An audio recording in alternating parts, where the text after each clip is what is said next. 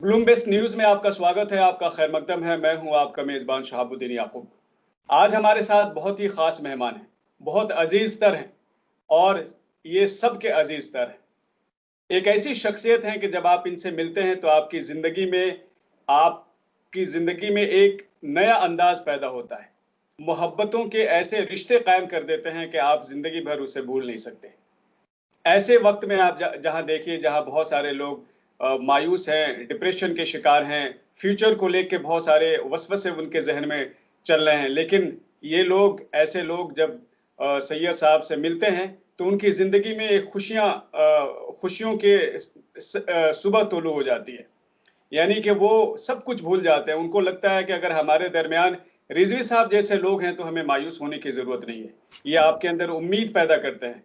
और सबसे बढ़कर ये है कि आज के ज़माने में जहाँ लोग एक दूसरे को देखकर उन्हें आगे बढ़ाने के बजाय उन्हें डिस्करेज करते हैं, लेकिन रिजवी साहब जिससे भी मिलते हैं उसकी जो पॉजिटिविटी है उसके सामने लाते हैं, उसे आगे बढ़ाने का हौसला देते हैं। और यही वजह है कि ज़िंदगी में हमेशा कामयाब रहे। और सिर्फ़ कामयाब ही नहीं रहे बल्कि दूसरों के लिए मिसाल बने, दूसरों के लिए नमूने अमल बने। लोगों ने इनको फ़ॉलो करने की कोशिश की और जहाँ भी गए वहाँ अपने अपने लिए भी नाम पैदा किया और देश के लिए भी नाम पैदा किया। तो रिज़वी साहब, आपका बहुत-बहुत स्वागत है। बहुत बहुत बहुत शुक्रिया आपका भाई साहब ज़्यादा बोल गए क्योंकि आप लेकिन अच्छी बात है। चलिए, आपकी मोहब्बत है ये। चूँकि मोहब्बत बाँटने वाली शख्सियत हैं हाँ आप, तो और आपके बारे हाँ में क्या कहा जा जी। सकता है? हाँ, चलिए मैं आपने आपसे सबसे पहला सवाल आपसे यही करूँगा हम्म, कि चूँकि आपका जो जर्नलिस्टिक करियर है वो बहुत शानदार है हम्म, और बहुत लंबा है, अनुभव भी आपके पास बहुत ज़्यादा है। तो उस सब पे अगर बात करेंगे तो बात बहुत लंबी हो जाएगी। तो बहुत ब्रीफली आप थोड़ा अपने, कैसे आपने शुरू की, शुरू में किन-किन न्यूज़पेपर्स के साथ या एजेंसीज़ के साथ आपने काम किया, उस पे थोड़ा रोशनी आप मैं डालें। दिल्ली आया एक कोर्स करने के लिए Indian institute of mass communication में। जी, कोर्स किया, उसके बाद मुझे एक अपॉर्चुनिटी मिली पेट्रियट ज्वाइन करनी। पेट्रियट बहादुर शाह जफर मार्ग में तो बड़ा पेपर था अपने ज़माने का। जी। और तो लेफ्टिस्ट आइडियोलॉजी का था ये, हुँ, हुँ। लेकिन बहुत बड़ा पेपर, बहुत अच्छा ट्रेनिंग ग्राउंड था ये। तो अच्छा, मैं यहाँ आया, यहाँ ज्वाइन ज्वाइन किया एज स्टाफ रिपोर्टर। जी। और 3 साल 4 साल तक यहाँ रहा मैं।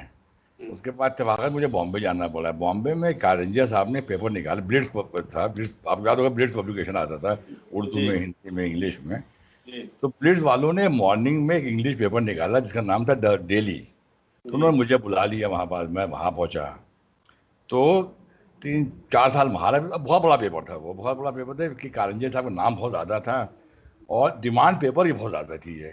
तो ये first tabloid morning newspaper in India था ये। उसको कहते थे बुलडॉग ऑफ न्यूज़पेपर। हुँ, और कारंजिया साहब का इसमें इन्वॉल्वमेंट था, बड़ा ऑर्गेनाइजेशन थी। तो वहाँ मैं 4 4 साढ़े 4 साल वहाँ रहा। फिर वालिद की तबीयत ख़राब हो गई तो मुझे इलाहाबाद आना पड़ गया। इलाहाबाद में कुछ दिन रहा, फिर उनका इंतकाल हो गया। हुँ, उसके बाद मैं आ गया ऑब्जर्वर में। ऑब्जर्वर अंबानी साहब ने पेपर निकाला था नया। हुँ, हुँ। तो observer of business and politics बोलते थे उसको।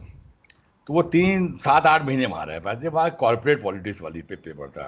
हुँ, आज एक आदमी होता था तो अगले अगले दिन दूसरा, आज वो हुँ। हर 15 दिन में कोई ना कोई ग्रुप बदलते रहते थे। तो बड़ा अनसर्टेन पेपर, पेपर बंद भी हो गया। उसके बाद नहीं चला वो हुँ, पेपर, चला नहीं, इतना पैसा लगाया उन्होंने लेकिन चला नहीं पाया हमारे साथ पेपर। जी, फिर उसके बाद हमने ज्वाइन किया जॉन दयाल के साथ मिड डे में। मिड डे का मैं डेप्यूटी एडिटर बन गया। जॉन दयाल थे, उसके बाद मैं उसका बन गया एडिटर भी। और साथ साथ हम लोगों ने फिर एक पेपर आता था गल्फ टुडे शारजा का। तो उसका इंडिया ब्यूरो भी हम लोगों ने उनसे पूछ के लिया था। इंडिया ब्यूरो भी हम लोगों ने चलाया, उसको लॉन्च किया था हम लोगों ने। गल्फ टुडे इंडिया से, इंडिया में उसका हम लोगों ने किया था वो। जी। फिर क्या करते करते 8 साल का भी मिड डे में रहा। हुँ, फिर मेरे एक दोस्त थे वेदी साहब, उन्होंने पेपर ले लिया कुवैत में। हुँ, तो उनके साथ में चला गया कुवैत। कुवैत में बड़ा बड़ा पेपर था वहाँ का ये। लेकिन हुँ, वो इसलिए कुवैत में 10 12 लाख इंडियन थे, हैं इस वक्त हैं। आज के 10 लाख, उस समय ज़माने में 7 8 लाख थे। जी। तो बड़ी अच्छी डायस्पोरा था। अभी दुबई थी और सब अगल बगल में, सब जो अतराफ में जो वो थे, सब गल्फ था, बहरीन था, कतर था, सऊदीया था। तो अच्छा हम लोग टारगेट कर रहे थे इंडियन डायस्पोरा को, जो इंडियंस रह रहे थे, एनआरआई, उसको टारगेटिंग कर रहे थे। और उसके बाद उनको न्यूज़ इंडिया की भी देते थे। तो उनसे सिनर्जी डेवलप करा रहे थे, India versus the gulf gulf nation. Kuwait में बड़ा बड़ा 12 14 साल तो वहाँ रहने लगा, वहाँ आते जाता रहा, यहाँ से काफ़ी लोगों को ले गया। तो बच्चे जी, बड़े होने लगे तो फिर मैं वहाँ का पेपर यहाँ से चला रहा था एज हुँ, अ रेसिडेंट एडिटर या as the chief of bureau यहाँ का, तो अभी तो है। पूरा कैरियर मेरा ये रहा। दूसरी चीज़ ये रही कि मैं जर्नलिज्म की जितनी बॉडीज थी सबको मैंने सबको रिप्रेजेंट किया है। जी जी। नहीं, ये चाहे तो आपका अगर देखें, आपने जो भी अब तक बताया, आपने हिंदुस्तान से लेके मिडिल ईस्ट और कुवैत खास हाँ तौर से उसमें आपने जिक्र किया, हर जगह आपने अपनी छाप छोड़ी। लेकिन आपके ताल्लुक से जो भी मैंने मालूम किया, तो आप बड़े डेयरिंग जर्नलिस्ट थे। यानी कि आप परवाह नहीं करते थे, आपके सामने अगर कोई ऐसी स्टोरी आ गई तो उसका क्या इम्पैक्ट होगा, कौन नाराज होगा, कभी आपने सोचा नहीं, आपने हक को बड़ी जुर्रत के साथ कह दी। हाँ, ये ये जुर्रत बहुत, कैसे पैदा हुई? ये हुआ ये कि हमारे जो ट्रेनर थे जर्नलिज्म, जिनको मैं अपना साथ मानता हूँ, जॉन दयाल साहब। तो जॉन दयाल साहब ट्रेनिंग बड़ी अच्छी करते थे वो। तो उन्होंने बहुत चीज़ में ट्रेन किया था कि ये तो ना डरने सा। जैसे कि हम लोग वहाँ चले गए मुरादाबाद राइड करने, राइड के अंदर जहाँ समझिए हंगामे मचे हुए थे, हम लोग चले गए, अंदर पहुँच गए। यंग थे उस वक्त, नया नया 6 महीना, एक साल भर भी नहीं हुआ था ज्वाइन करे पेट्रियट को। लेकिन उसके अंदर वहाँ पर हंगामा मचा हुआ था, वायलेंस भी था, लेकिन हम लोग अंदर घुस के स्टोरी करने लगे। तो अच्छा था, वो एक एक्सपोजर होते गए। और फिर बड़ी बड़ी स्टोरीज कर डाली हम लोगों ने। जैसे कि मंत्री साहब थे, उनको हम लोगों ने किया वहाँ पर। तो ये सब था, एक ट्रेनिंग होती गई, ट्रेनिंग बड़ी अच्छी रही, अच्छे अच्छे साथ मिले। जैसे दिल्ली में भी बड़े अच्छे अच्छे जर्नलिस्ट थे, आपको नाम बताऊंगा तो आपको हैरत होगी। हमारे जो कोलीग थे दिल्ली में, जावेद आनंद साहब थे, वो हमारे चीफ रिपोर्टर थे। टीस्टा से तलवार थी, जो टीस्टा देखते हैं वो हमारे साथ ही काम करती थी। उमा प्रभु थी, सुरेश प्रभु की बीवी उमा प्रभु थी, रोनी टॉरकैटो थी, वो अच्छे अच्छे जर्नलिस्ट थे वहाँ पास। और सब डेयरिंग थे वहाँ पर, सब डेयरिंग था। हमने उसके बाद देखिए वो टीस्टा को देखिए ना, यहाँ पर सब हम लोग के कोलीग थे। सुदिंदर कुलकर्णी भी हमारे साथ थे, जो बाद में अडवाणी के एडवाइजर बन गए थे। वो पहले लेफ्टिस्ट होते थे पूरा, फिर बाद में शिफ्ट कर गए, ये राइट विंग हो गए। तो सब जर्नलिस्ट थे। अभी हम लोग को यह नियत था कि हम लोग का फोकस जर्नलिज्म रहा थ्रू आउट। उस वक्त का जो जर्नलिज्म था, आज का जो जर्नलिज्म है, इसमें आपको बेसिक फर्क क्या आपको दिखाई दे रहा है? पहले रिस्पॉन्स बहुत ज़्यादा होता था।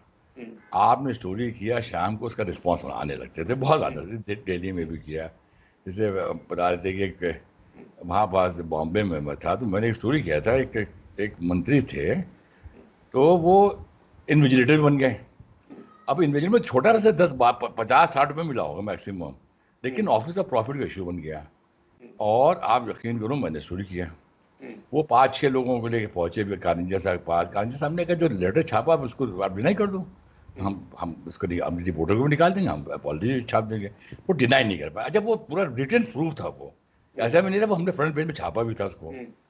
उसका असर ये हुआ कि वो नेक्स्ट कैबिनेट, उसी वक्त कैबिनेट बननी थी, एसपी चामन नए आए थे, तो उनको जगह नहीं मिली, वो हटा दिए गए। असर इतना होता था कि हटा दिए गए इमीडिएट, उनको नहीं रखा गया। तीसरी स्टोरी एक जैसे थी, एक बहुत बड़ा स्कैम था, लैंड स्कैम था। जो बॉम्बे में लैंड की कमी है, तो बॉम्बे में वो करते थे कि लैंड यूज चेंज करने लगे, पार्क का लैंड यूज बिट कमर्शियल होने लगा। इत्तेफाक हमें स्टोरी मिली, हम चले गए बिल्डर बन के वहाँ पास। वो पूरा अच्छा। वो पूरा पूरा स्कैम, वो पूरा जो एक्सरसाइज हुई थी लैंड यूज चेंज करने की, वो ख़त्म कर दी गई। तो ये सब रिएक्शन बहुत ज़्यादा थे, रिएक्शन बहुत होते थे।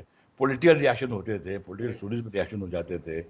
और जो मतलब अगर अटैक भी किया तो उसका असर होता था। तो अब ज़्यादा उस जमाने में असर बहुत था। जर्नलिज्म का इम्पैक्ट था, वो इम्पैक्ट टीवी जर्नलिज्म ख़त्म कर दिया उठाकर पूरा। जी, इस इम्पैक्ट की आपने बात की। एक वक्त ये था कि चाहे वो पॉलिटिशियन हो या ब्यूरोक्रेट्स हो या कोई भी हो, वो हम्म, जर्नलिस्ट से डरते थे, उससे बच बचाव के निकलने की कोशिश करते थे।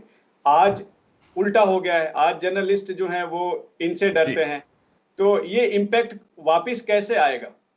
इसका असर देखिए ये हुआ कि जब तक गवर्नमेंट थी, जब गवर्नमेंट रिएक्शन करती थी, तो वो पेपर का रिएक्शन लेती थी कि इसके ऊपर इसका क्या असरात पड़ेंगे उसके ऊपर।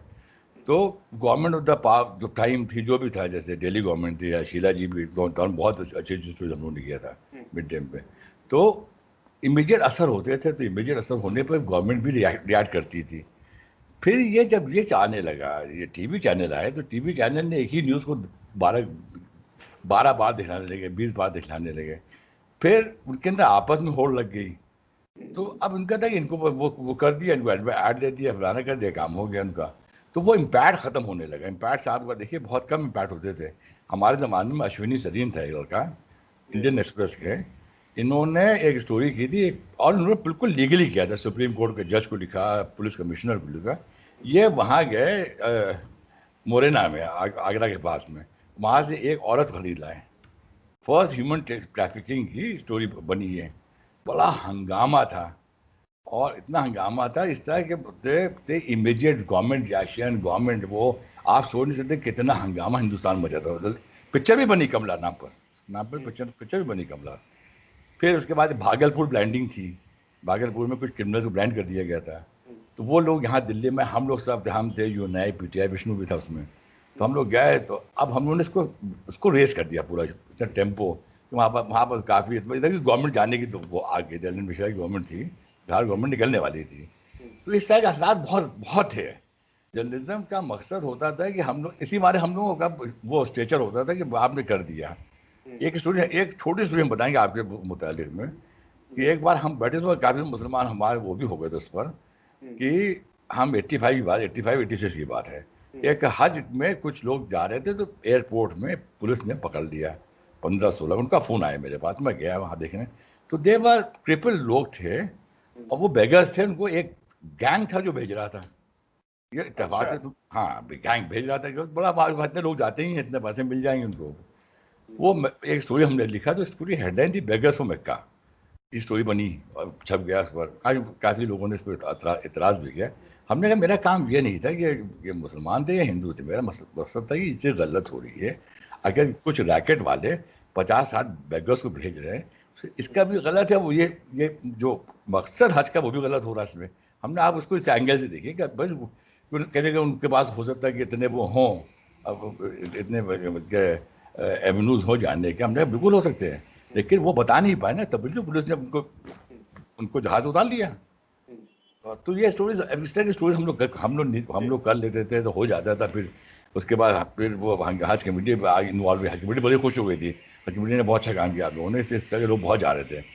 तो ये सब स्टोरीज करते गए, हम लोग निकलते गए। अब ये हुआ कि दौर ख़त्म हो गया, ये टीवी आ गई। टीवी का आप ब्रैकेट ही देख लीजिए, बिल्कुल अलग चलता है। आप इस बात से सहमत हैं कि आज भी जो प्रिंट मीडिया है, वो इलेक्ट्रॉनिक, खासतौर से जो टीवी मीडिया है, इनसे ज्यादा इम्पैक्ट पैदा कर रहा है?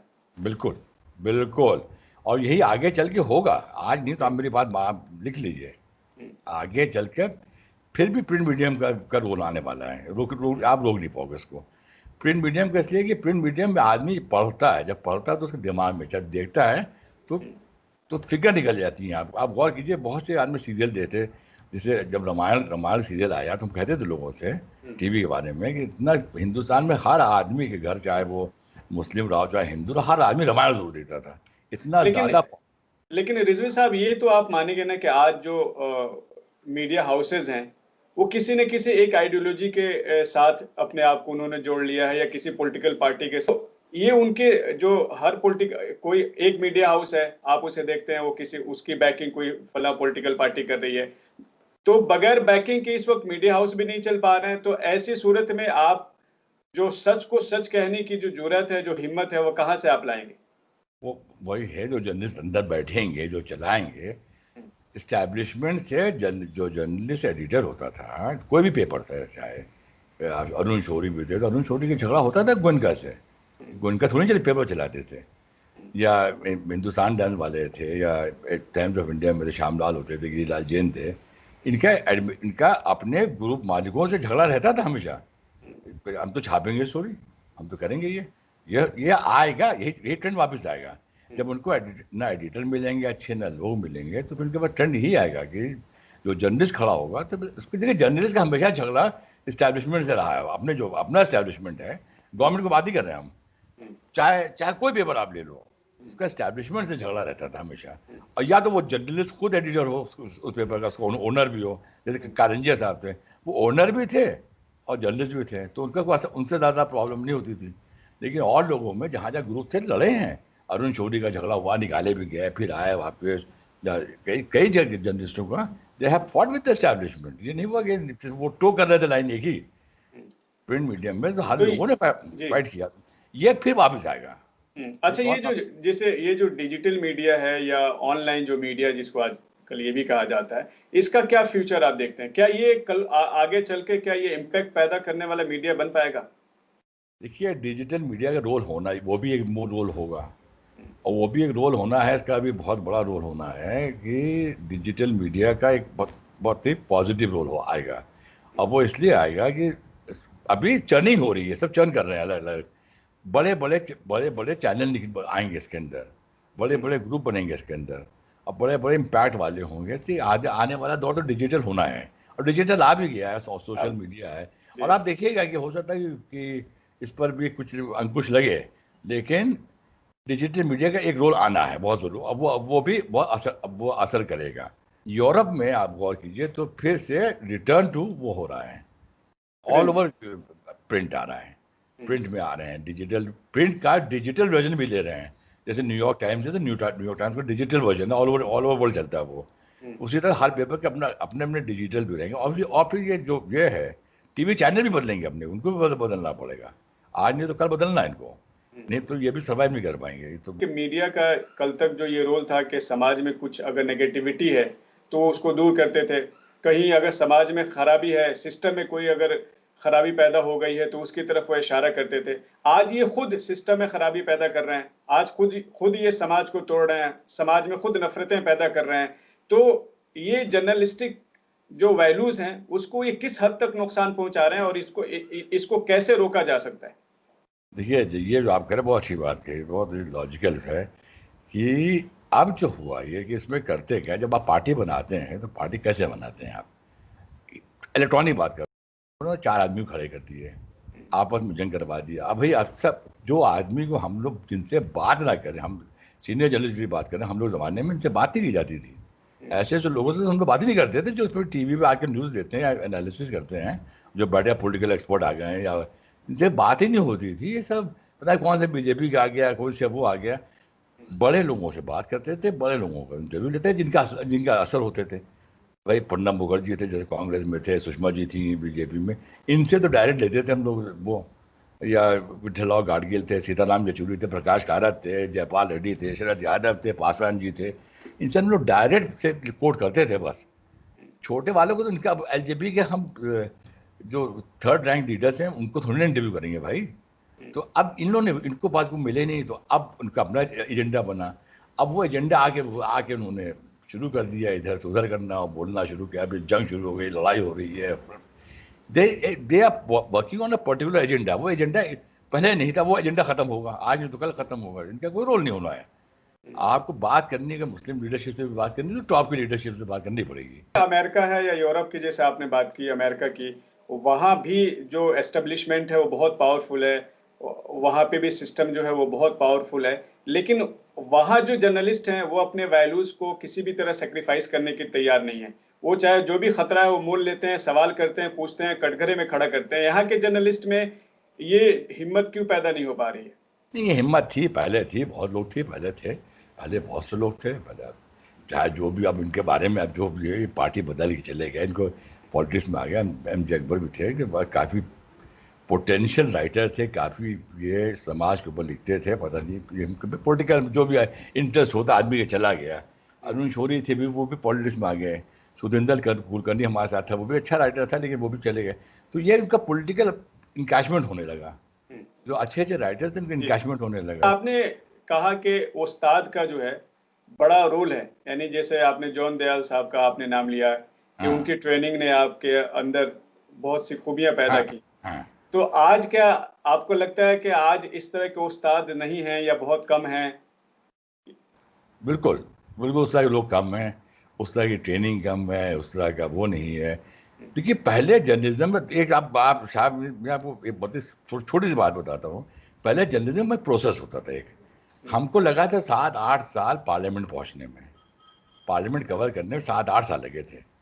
करते जैसे आप ग्रेजुएट करते हो, फिर आप ब्यूरो में जाओगे, ब्यूरो से जाओगे पार्लियामेंट में, तो इतने साल हमको लग जाते। तो अब तो वो ट्रेनिंग होती थी, वो ट्रेनिंग कराने बीट रिपोर्टिंग होती थी। एक बीट से गया दूसरी बीट में, जैसे कि क्राइम से निकले आप एजुकेशन से, लोकल में आए, NDMC में आ गए, लोकल पॉलिटिक्स में घुसे, लोकल पॉलिटिक्स से आप एडमिनिस्ट्रेशन में आए, एडमिनिस्ट्रेशन से आप असेंबली कवर करने लगे, उसका पार्लियामेंट पहुँच गए। तो आपको पूरा ट्रेनिंग होगी पूरी। आप ट्रेनिंग जब पार्लियामेंट पहुँचे तो आपको प्रोसीजर पूरा मालूम है। आपके ज़माने में समझ नहीं, 6 महीने के बच्चे आपको पार्लियामेंट में दिख जाएंगे। अब 6 महीने के बच्चे जाके मिनिस्ट्री कवर करने लगे हैं। तो ये सब प्रॉब्लम है, थोड़ा सा ट्रेनिंग नहीं हो पाई, वो सिस्टम टूट गया है।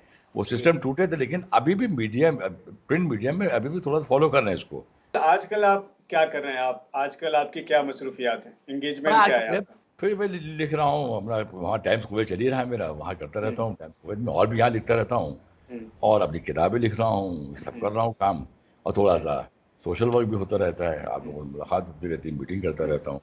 हुँ। आगे किताब लिखने में मसरूफ हूँ ज़्यादा। अच्छा, हम्म, जर्नलिस्ट की जो निगाह है वो बड़ी तेज़ होती है कहा जाता है, वो फ्यूचर को हम्म, देख लेता है।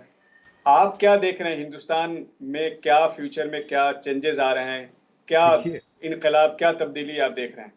जहाँ तक मेरा मेरा मानना है, मैं हमेशा मानता रहता हूँ कि जितना लोग बोल रहे हैं, जितना हंगामा कर रहे हैं, देखिए, सिस्टम हिंदुस्तान का बदल नहीं सकता है, हुँ, और ना ही मैं पेसिमिस्ट हूँ, मैं बिल्कुल हार्ड कोर ऑप्टिमिस्ट रहता हूँ। हुँ, दौर आते हैं, चर्निंग प्रोसेस है, डेमोक्रेसी की भी चर्निंग प्रोसेस चलती है, हुँ, हर एक चर्निंग प्रोसेस चल रहा है इस वक्त। हुँ, और देखिए, हमारा नेशनल इथिहास जो है बड़ा मजबूत है, हुँ, उस पर आज तक डेंट नहीं आया, जितने साल हो गए, 60 साल 70 साल में, जो हमारा नेशनल इथिहास है वो उस पर डेंट नहीं आ रहा है। अभी फीलिंग आ रही है, सब ये हो रहा है, हंगामा हो रहा है, लेकिन अगल बगल में लोग में इतना वो नहीं होगा जितना लोग एक्सपेक्ट कर रहे हो जाएगा। चर्निंग प्रोसेस है, चर्निंग प्रोसेस निकल के एक अच्छे से और भी बहुत ही स्ट्रांग इंडियन इमर्ज करेगा। हमारी वैल्यूज़ वही रहेंगी, हमारी कम्युनल हार्मनी वही रहेगी, हमारी सेकुलरिज्म वही रहेगी। Indian society is basically secular society है ये। तो बिल्कुल। कितना आप चेंज कर लोगे? नहीं चेंज हो पाएगी, आज नहीं तो कल भी वापस आ जाएगी ये। हुँ, आप रह ही नहीं सकते हो, सोसाइटी बनी इस तरह से है कि Hindu Hindu Hindu society, secular society, आप जितना कर लो उसको नहीं हो पाएगी। जी, बिल्कुल, वो आज नहीं तो कल चेंज हो जाएंगे। तो अभी जी, दौर चल रहा है, चर्निंग प्रोसेस है, हुँ, जर्नलिज्म में चर्निंग प्रोसेस चल रहा है, यहाँ भी चल रहा है, कैपिटलिज्म चल रही है, क्रोनिक कैपिटलिज्म आ रही है, हुँ, कोलैप्स में भी जाएगा, लेकिन हुँ, सिस्टम फिर वापस आएगा। हुँ। एंड हम ऑप्टिमिस्ट हैं, हमको तो लोगों से ही कहते हैं कि पेसिमिज्म तो होने ही नहीं चाहिए। जो लोग या जो बच्चे, जो स्टूडेंट जर्नलिज़्म में आ रहे हैं और जर्नलिज़्म का कोर्स कर रहे हैं, उनको क्या मशवरा आप देना चाहेंगे? इसलिए कि उनके काँधों पे तो बहुत बड़ी ज़िम्मेदारी आने वाली है।